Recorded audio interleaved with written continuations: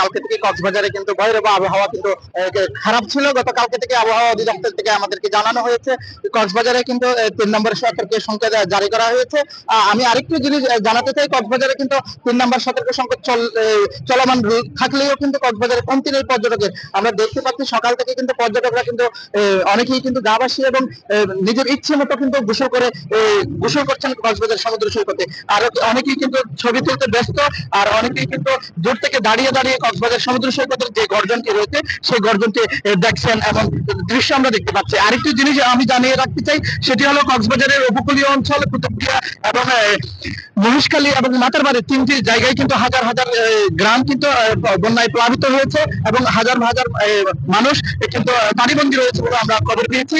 এবং কুতুবদিয়া বেড়িবাঁধ যেখানে রয়েছে সেই বেড়িবাঁধ ভেঙে কিন্তু পানি ঢুকে কিন্তু হাজার মানুষ কিন্তু এখনো পর্যন্ত পানিতে আটকে রয়েছে বলে আমরা খবর পেয়েছি।